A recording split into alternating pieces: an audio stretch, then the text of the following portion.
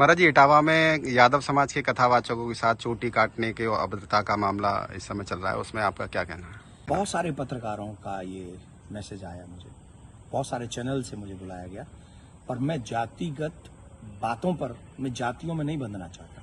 मैं सनातन कार्य के लिए कार्य कर रहा हूं, मैं सभी सनातनियों को जोड़ना चाहता हूं। रही बात चोटी काटने की, गलत है। किसी के भी साथ दुर्व्यवहार नहीं करना चाहिए। कोई भी किसी भी प्रकार का दुर्व्यवहार करता है वो ठीक नहीं। हम तो इसका प्रचार करते हैं, तिलक रखो और चोटी रखो, कलावा बांधो, कंठी पहनो, इसका हम प्रचार करते हैं। रही बात दूसरी कि जो लोग जातियों के लिए, मैंने तो देखा कि एक गांव में घटना घटी और उसमें बड़े बड़े देश के बड़े नामचीन नेता आकर बयान दे रहे हैं और वो जातियों के विरोध में बयान दे रहे हैं और वो वही काम कर रहे हैं जो अंग्रेजों ने किया था। मैं ये जानना चाहूंगा, अभी आप लोगों ने भी सुना होगा, मथुरा में एक कांड हुआ था, एक टेम्पो वाला पकड़ा गया था और उसने 23 लड़कियों के साथ दुर्व्यवहार किया था। उनकी वीडियो, उनकी पिक्चर्स और उनके सब हैं और वो हट जाति के थे। वो बच्चियां जो थी वो हट जाति की थी। तब कहां चले गए ये सारे मर्द? क्या एक पुरुष का मान सम्मान स्त्री के मान सम्मान से ज्यादा है? हम स्त्री के मान सम्मान के लिए क्यों नहीं खड़े हुए? इसका मतलब ये नहीं मैं कह रहा हूं कि पुरुष का अपमान हो जाए तो हो जाए, अपमान किसी का नहीं होना चाहिए।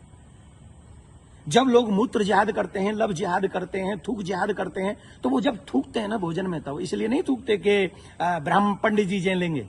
उसमें सब आते हैं, पंडित जी भी आते हैं, यादव जी भी आते हैं, सिंह साहब भी आते हैं, अग्रवाल जी भी आते हैं, चौधरी साहब भी आते हैं, लिमका भी आते हैं, ढिमका भी आते हैं, सब आते हैं। वो सबके लिए थूकते हैं, वो सबके लिए मूतते हैं, वो सबकी बहन बेटियों पे नजर रखते हैं। तब क्यों नहीं बोलते हम और आप सभी? बताइए, मैं जानना चाहता हूं। ये जितने भी लोग आज विवाद कर रहे हैं, ईमानदारी से बताइए, भगवान श्री राम किस लिए आए थे? वो तो क्षत्रिय थे। भगवान श्री कृष्ण किस लिए आए? वो तो यदुवंशी थे ना। किस लिए आए थे? बताइए मुझे, जरा जवाब दीजिए, जो अपनी अपनी जातियों के जो नेता बने बैठे हैं। मैं जानना चाहता हूं आपसे, जितने भी अवतार तुम्हारे सनातन में जिन पुराणों के अनुसार हुए, जिन पुराणों के अनुसार तुम अपने आप को हिंदू लिखते हो, किसके लिए अवतार हुए थे? वो धर्म की स्थापना के लिए हुए थे और धर्म की स्थापना करना ही हम सबका दायित्व है कि हम इस देश में धर्म की स्थापना करें, ना कि धर्म का खंडन करें। हम सबको चाहिए कि एक साथ रहकर अपने धर्म का सम्मान करें, अपने धर्म को बढ़ाएं, अपने देश को बचाएं। ये हम लोगों की ड्यूटी होनी चाहिए। और जितने भी यदुवंशी सुन रहे हैं ना, my dear listen to me, निश्चित तौर पे मेरा जन्म जो है ब्राह्मण कुल में हुआ है, लेकिन आपको एक और बात बता दूं, यदुवंशी मेरे हैं सब। पूछिए कैसे? भगवान श्री कृष्ण का नामकरण जिन ऋषि ने किया था, गर्गः पुरोहितो राजन यदु नाम सुमहातप, मैं गर्गाचार्य जी का वंशज हूं। क्या मैं आपका बुरा चाहूंगा? क्या मैं जाटवों का बुरा चाहूंगा? मैं चौधरियों का बुरा चाहूंगा? मैं बनियाओं का बुरा चाहूंगा? किसी का बुरा नहीं चाहता।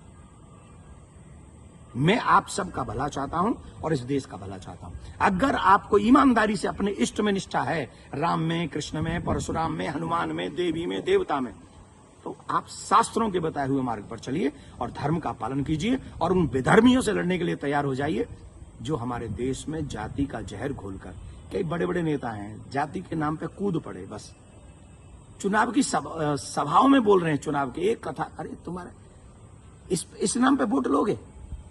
लेकिन महाराज जी, सवाल ये आ रहा है कि ब्राह्मणों के अलावा और कोई समाज का व्यक्ति कथा कर सकता है कि नहीं कर सकता? क्यों नहीं कर सकता भाई? कथा प्रवचन कहीं भी करे। हम अपने बच्चों को कहानियां सुनाते, कथा सुनाते हैं, क्या बुराई है? हर एक जाति के व्यक्ति, मम्मी पापा, दादी दादा, नानी नाना तो अपनी ही जाति के होंगे ना। कहानी सुनाए, कथा सुनाए, कोई बुराई नहीं है। लेकिन व्यासपीठ पर बैठ के सप्ताह करना, देखिए उसकी विधा, हम शास्त्रों की बात करेंगे।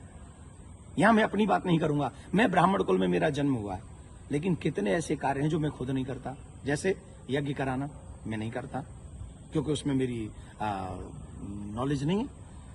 वो विवाह कराना, वो मैं कार्य नहीं करता। अंतिम संस्कार में भी जो 16 संस्कारों में से एक है, मैं वो नहीं करता। जो चीज मेरे हाथ में नहीं है वो मैं नहीं कर सकता, और जो मेरे हाथ में है वो मैं कर सकता हूं। जब हम भागवत करते हैं, एक अनुष्ठान करते हैं, अनुष्ठान को अनुष्ठान रहने दीजिए। सत्संग, प्रवचन, रामायण इत्यादि हम सब करें, कौन रोकने वाला है? और कितने ऐसे लोग हैं जो ब्राह्मण नहीं है, वो भी कथा कर रहे हैं। हमारे यहाँ तो मुस्लिम भी राम कथा करके गए हैं और हमने उनको स्वीकार किया। रसखान को हमने स्वीकार किया है। रसखान के पद हम लोग गाते हैं। तो इसमें जाति के चक्कर मत पड़िए, जाति बंधन मत फैलाइए। मैं हाथ जोड़ के प्रार्थना करता हूं, आइए हम सब एक हों, सनातन देश और धर्म और आने वाली पीढ़ी को बचाएं। यही हमारा दायित्व है। जय श्री राम।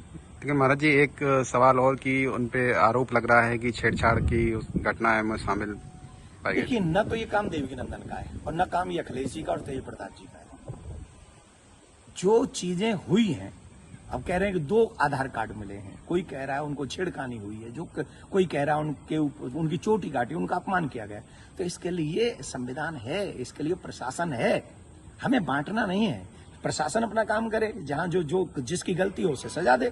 पंडित जी की गलती है तो पंडित जी को सजा दे, यादव जी की गलती है तो यादव जी को सजा दे। लेकिन जो बड़े बड़े लोग हैं, जो बड़े बड़े पदों पर बैठे हैं, उन लोगों को जातिवाद फैलाकर समाज को लड़ाना नहीं चाहिए। ये अच्छी बात नहीं है। धन्यवाद।